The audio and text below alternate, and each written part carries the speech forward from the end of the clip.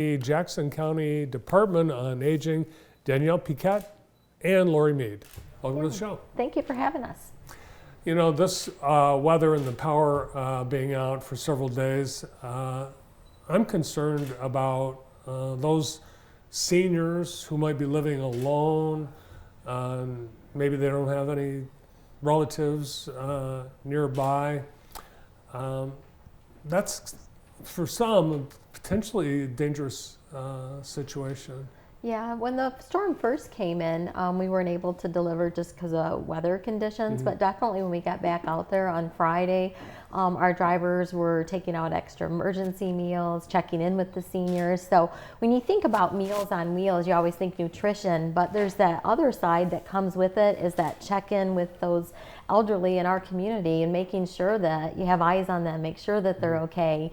You know, they'll tell their drivers things if they need anything that's going on in their life. So they're really kind of like that eyes and ears of our organization, as well as our home care workers. Our home care workers didn't really miss a beat. They got right back out there, whether they were doing personal care or homemaker with our older adults that are at home and need services.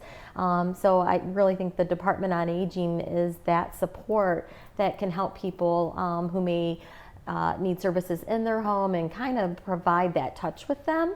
And even through our activity side, you know, we had seniors coming in on Friday that were so happy for the warmth and the coffee and the conversations and having a great lunch, just to touch base with their friends and make sure that everybody's okay. So when you think about senior center side and activities, they're really trying to build those natural supports. So not one agency can do it all. So by making sure that people are building supports either through us or through making contact with others, they really do check on each other. Yeah, and for those that might not be getting Meals on Wheels or taking advantage of your services, what do you recommend people do for, maybe they have a senior living alone in their neighborhood? What do you recommend neighbors do for seniors that they might have living near them? I think just getting to know who your neighbors are, so that if situations like that come up, that you're able to freely just kind of go knock on the door and make sure that they're okay, especially when there's no power for several days and you wonder, gosh, they're not going to get their mail, or they're not letting their dog out. You know, those little signs and indications that you look for people that are living around you, and just making sure that you can go and check on them and just say, hey, is everything okay? Yeah. Yes, it's okay. It's okay to do that. Yep.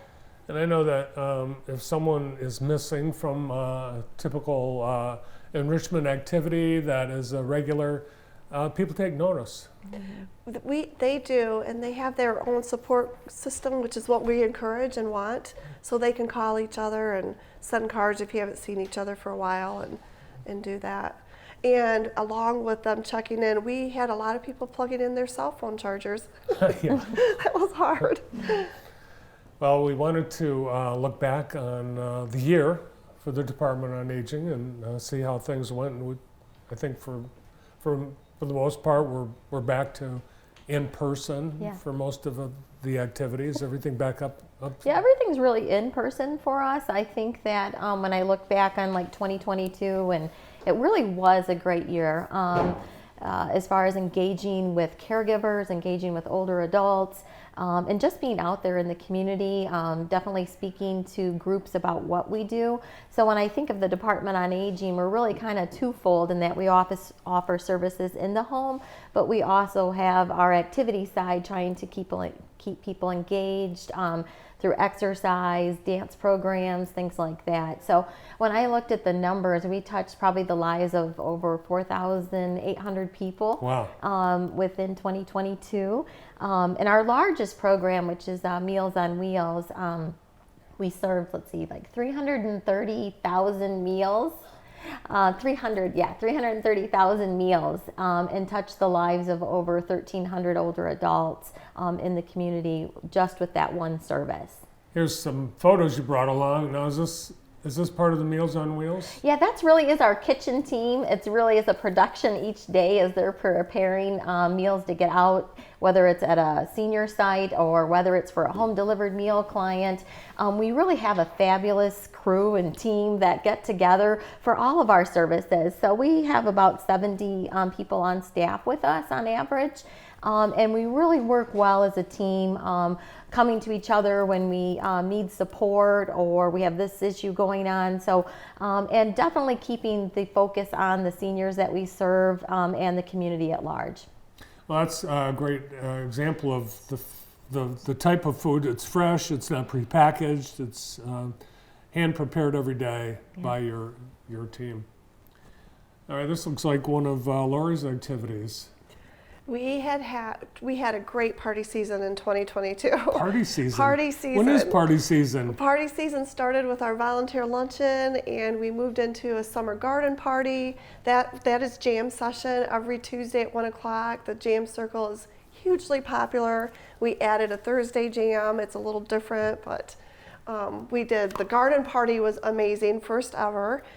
We do Green Thumb every month. MSU Extension gardeners adopted us, and we do monthly gardening projects, and then we celebrated with a garden party. We brought in music, and this is Euchre. Euchre tournament is huge. Every Thursday, 1 o'clock, a lot of tables, and Thursday's just a really full day. Lunch, jam, Euchre, exercise, paint class on Thursdays. Well, with all the green, this looks like it happened around St. Patrick's Day. Party season, we Yes. did St. Patrick's Day parties and music and dance. So, yes. But I would say every Thursday's like that. It is packed in there for cards. Yeah.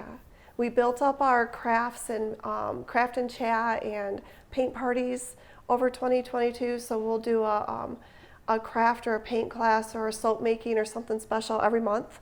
And they have a huge following. And I know good from crowd. experience that these grandparents, they're making these crafts to send to their grandkids. Sometimes. Some of them Yeah. are, yes. Sometimes they make things and they're so excited and they hold them up and they show us what they made. A lot of painting. And I think that the instructors are always coming up with great ideas and we support them and just help get the supplies. So we definitely have a lot of talent out there in our community and engage with a lot of volunteers to help bring things into the center. Oh, yes, we did. That was Elvis. That was the volunteer luncheon. Brian Bosman was amazing. He was an Elvis impersonator. He brought in a ventriloquist, did some great music for us. Elvis has a trained ventriloquist? Well, he did Elvis and he did a tranquility. Wow. He's two. Act. He's two big Las Vegas acts in one. Yes, he was. Brandon, He was can the you whole tell, package. is that the same Elvis impersonator we had on our show? It looks familiar. It's hard to tell with that gentleman sitting in front of him, but I think it might be. Yeah. We've got a few in the community. There's a few Elvis. Few Elvises out there. That was volunteer luncheon. We danced and had lunch and it was a great event. Like I say, our dances are pretty much a big draw for us. We'll probably range anywhere from 70 to 100 people that will come in once a month. And it might be the only thing that they come in for is that evening dance. But then again, people will cross over and maybe they'll come to exercise. So it's really kind of like people are able to pick and choose what they want to do and take advantage of those things. Yeah, so for so many seniors, the interaction with the folks that they meet at your department or the activities that you hold, this is the highlight of their day in many cases. I think so, yes. And I think it's very social. It's the highlight of our day because then we get to hear all the positive comments too, and I know the laughter that you hear and just people socializing. It's a lot of fun. So we're definitely a fun place. Well, I know we're going to talk more in depth about the Soups On event next week, but let's just get everybody to get this on their calendar. It's coming up next month. So I would say it's like our save the date right now. So on Tuesday, March 14th, we're going to be doing our Soups On for Seniors event. It's a fundraiser for Meals on Wheels, and it's actually put on by the Friends of Jackson Seniors, who is a big supporter of the Department on Aging and the services that we provide. And this is actually our 8th year doing this. And so far, we have just a great event planned. We have 10 restaurants coming, and we have a dessert sponsor this year. So definitely more to come next week when we're back on to talk about it, but kind of save that date, March 14th. Yeah, and as you said, a dessert table from the ABC Bakery, so that'll be awesome. And it's a fundraiser for the Meals on Wheels. You gave some statistics earlier, and it really is. It's amazing how important that program is to Jackson County seniors. How about volunteers? What kinds of things does the department need in terms of volunteers or other services or items that could benefit seniors through your department? Volunteers is a huge part. We couldn't offer near the classes that we do without that really core support group. And it's everything. It could be our needs are you can come in and help in the dining room, keep us we're prepared for lunch with sanitizing. We have some great volunteers that way. We have volunteers that lead our activities. They're running the bingo, they're calling.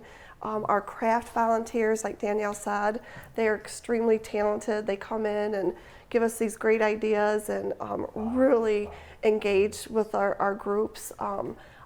The euchre team, that's all. They do a tournament. They do their whole tournament. We exercise is a huge program. We have teams of volunteers that come in and just help keep the equipment room organized, and so all levels. There's workshops. We have people that help us set up for the workshops, help us clean up afterwards. We have our newsletter is a huge volunteer team. We mail out. We get that. Yeah. We mail out over 1,800 just through bulk mail a month or bi-monthly. So the newsletter team comes in and they help us tape and label and organize, and it's fun. We have a good group together. We kind of spoil each other with treats and coffee and hot chocolate and get that done in a couple hours. I bet there are people watching that have never taken advantage of the department or its programs. Maybe they've recently retired, or maybe they're new to the area. At what point, what age do your services become available? 60 and better. Okay. But if somebody's a caregiver for an older adult, or even a neighbor of an older adult, and they're calling and they're saying, what's available for this person, anybody can call us and get that information. But to actively participate, some of it's related to our grant funding, that it's 60 and better. And talk about your physical facilities on Lansing Avenue. What all is there for the community? Well, it's the County Human Service Complex. So you do have the Department on Aging, which we house the Crouch Senior Center. But in that same building, we're also partners like with the Health Department, Veterans Affairs. So there's a lot of different services in that same building. But we have a great space that we share with other departments to have our exercise and our dances. And then also areas for our enrichment programs. And you have a big space for the dances and for the meals. Correct. And the meals, the lunch meals are in the dining room, and it's really charming. It's like a little cafe. So it's round tables, and we have decor on them, so it feels like you're coming into your second kitchen. And then the multi-purpose room changes, whether it's morning, afternoon, depending on the day and event. But we have a little library and a puzzle table, and I call it the second living room. You don't have to clean before your friends come, and all you have to do is pick up a little bit when your activity's over, and there you go, nice and easy. And is it drop-in? Can you just come in anytime, or just during your activity hours? Our building is open from like 8 to 4, so definitely people can come in during that time and check us out. People just kind of flow in and do their own thing. Some people do puzzles, some people play pool, they do cards. So people kind of find their own little thing that they want to do and just kind of socialize with others. But there is activities planned throughout the day, so they can kind of join in and do certain things. But some people just like to come and just talk with others and have a cup of coffee and just sit back and relax. Do you need drivers for the Meals on Wheels? Currently with our drivers, we may need a few more, but it is a paid position, not a volunteer position. So if somebody's looking for something to give back to the community and they're looking for something that's like a casual job, we have that available as well. Nice. And if someone has special skills, maybe they're a champion quilter or they're an expert photographer, you create a class so that they could come in. Yeah, they come in, they talk to us. We have a volunteer application and we do a background check, and then we try to plug that volunteer into where their heart and passion is and what our need is. So, and if anybody's part of like a group that might get together, the Department on Aging, we always like to go out and do presentations. So it might be for a group of 10 people, could be a group of 20 people. So if anybody's interested, to have us come out and do a presentation about all of our services, kind of one-on-one and answer questions, we love to do that. So anybody can, call us at our main number and schedule something like that. Great. Well, thanks for all the updates and keep up the great work. Okay, thank you. We'll be back next week Yeah. with, I think Diane Derby will be in to talk more about the Soups On event. Thanks for coming in today. Thank you Thank very you. much. You bet. Danielle Piquette and Lori Mead from the Jackson County Department on Aging. Well, next on the show, we're going